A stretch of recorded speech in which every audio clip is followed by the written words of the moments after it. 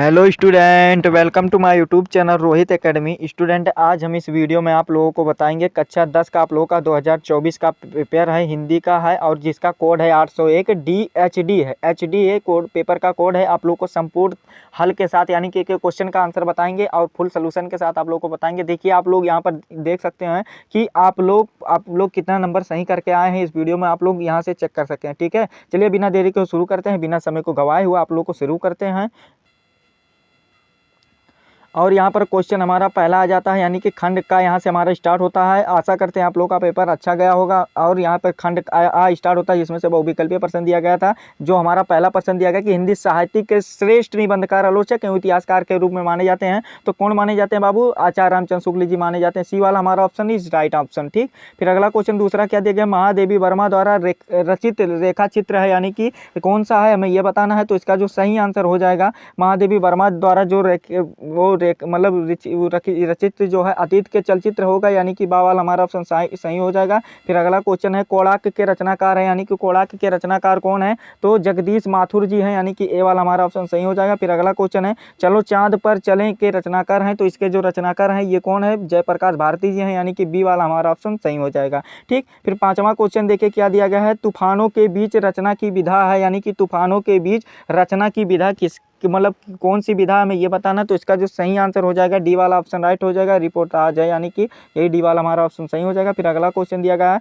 केशोदास किस काल के कवि हैं, यानी कि केशोदास जो हैं वो किस काल के कवि हमें ये बताना। तो इसका जो सही आंसर हो जाएगा रीत काल, यानी कि बी वाला हमारा ऑप्शन सही हो जाएगा। फिर अगला क्वेश्चन सातवां दिया गया भारत भारती के रचनाकार हैं, यानी कि भारत भारती के रचनाकार कौन है? तो इसका जो सही आंसर हो जाएगा सातवें का हमारा ए वाला ऑप्शन राइट हो जाएगा, मैत्री शरण गुप्त जी। फिर अगला क्वेश्चन देखिए क्या दिया गया? भारतेंद्र युग की समय अवधि है, यानी कि भारतेंद्र युग की समय अवधि कब से कब तक मानी जाती है, हमें यह बताना। तो देखिए भारतेंद्र युग की जो समय अवधि मानी जाती है कब से कब तक मानी जाती है, हमें यह बताना है। तो इसका जो सही आंसर हो जाएगा कौन सा होगा जानते हैं? ये हमारा इसका जो सही आंसर हो जाएगा भारतेंद्र युग का जो समय अवधि होगा, एक बार आप लोग इसको देख लीजिएगा, कमेंट करके जरूर हमें बता दीजिएगा। ठीक, यही हमारा ये लग रहा है कि बी वाला ए वाला हमारा ऑप्शन राइट होगा या बी वाला ऑप्शन सही होगा, सी वाला ऑप्शन सही होगा। ठीक, फिर अगला क्वेश्चन 19 वाला है सुमित्रानंद पंत की रचना नहीं है, यानी कि सुमित्रानंद पंत की इसमें रचना कौन सी नहीं है? तो इसका जो सही आंसर हो जाएगा कामयानी नहीं है। कामयानी किसकी है? जयशंकर प्रसाद जी की है। ठीक है, फिर अगला क्वेश्चन देखिए क्या दिया गया है, जो हमारा ये 10वां क्वेश्चन दिया गया रिक्त मुक्त काव्यधारा के कवि हैं, यानी कि रिक्त मुक्त काव्यधारा के कवि कौन है हमें यह बताना है। तो रिक्त मुक्त जो काव्यधारा के वो है पद्माकर जी हैं, यानी कि हमारा ये यहाँ पर रिक्त मुक्त वाला जो होगा केशोदास जी होंगे। कौन होंगे? केशोदास जी होंगे, यानी कि सी वाला हमारा ऑप्शन राइट हो जाएगा। फिर अगला क्वेश्चन है हाँ रघुनंदन प्रेम प्रीते तुम बिन जियत बहुत दिन बीते, उपयुक्त पंक्ति में कौन सा वो है? तो इसका जो सही आंसर हो जाएगा, इसमें कौन सा रस बताना है, इसमें कौन सा रस है? तो इसमें जो राइट आंसर हो जाएगा हास्य रस हो जाएगा, यानी कि हमारा ये बी वाला ऑप्शन हमारा सही हो जाएगा। ठीक, फिर अगला क्वेश्चन देखिए क्या दिया गया? ज्यों आंखें ज्यों क्या दिया गया? देखिए कि ज्यों सब देखी आंख न देखी जाहे, परंतु उपयुक्त में कौन सा अलंकार है, यानी कि इसमें कौन सा अलंकार है? 12 का जो सही आंसर हो जाएगा उपमा अलंकार है, ए वाला हमारा ऑप्शन सही हो जाएगा। फिर अगला क्वेश्चन 13 वाला दिया गया सोठा छंद में पहले और एवं तीसरे में कितनी मात्राएं होती हैं? तो इसका जो सही आंसर हो जाएगा पहले और जो तीसरे में होती है 11 मात्राएं होती हैं, यानी कि हमारा ये वाला ऑप्शन सही हो जाएगा, सी वाला। ठीक, फिर अगला क्वेश्चन देखिए क्या दिया गया 14 वाला कि सुगम शब्द में प्रयुक्त उपसर्ग है, यानी कि सुगम जो होता है प्रयुक्त उपसर्ग क्या है? तो इसका जो सही आंसर हो जाएगा ए वाला हमारा ऑप्शन सही हो जाएगा,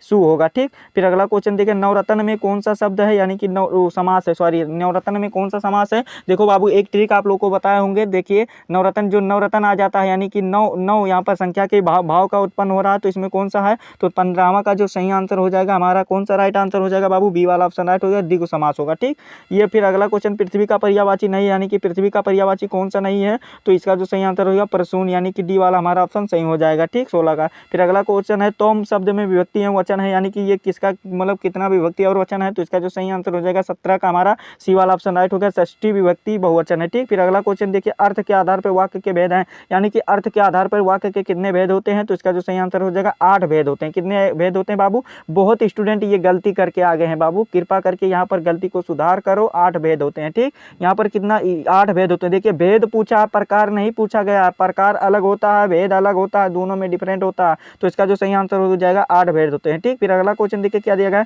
कि कृतवाच्य में प्रधानता होती है, यानी कि कृतवाच्य में किसकी प्रधानता होती है? तो इसमें विशेषण की प्रधानता होती, सॉरी कर्ता की प्रधानता होती है, यानी कि सब्जेक्ट की प्रधानता होती है। ठीक है, फिर अगला सी वाला हमारा ऑप्शन राइट हो जाएगा। फिर 20 वाला क्वेश्चन पूछा गया है, जिनके अलग अलग रूप वाक्यों में मिलते हैं वह पद कहलाता है। वह कैसा पद कहलाएगा बाबू? वो या वह अभिकारी शब्द कहलाएगा, यानी कि बी वाला हमारा ऑप्शन सही हो जाएगा। बाबू 20 नंबर यहाँ से आप लोग को कंप्लीट करा दिया, और कमेंट करके जरूर बताइए कि सर हमारा इतना एमसीक्यू सही गया, इतना गलत गया। ठीक, फिर चलो आगे भी कंप्लीट करेंगे, पर वीडियो के अंत तक बने रहिए। देखिए खंड बा यहाँ से स्टार्ट होता है, जो कि वर्णनात्मक प्रश्न दिया गया था कि निम्नलिखित गद्यांश पर आधारित था, यानी कि 6 नंबर का क्वेश्चन ये वाला था। इसमें दिया गया जो वृद्ध हो गए हैं वो बाल्यावस्था में तरुण, यानी कि ये वाला है।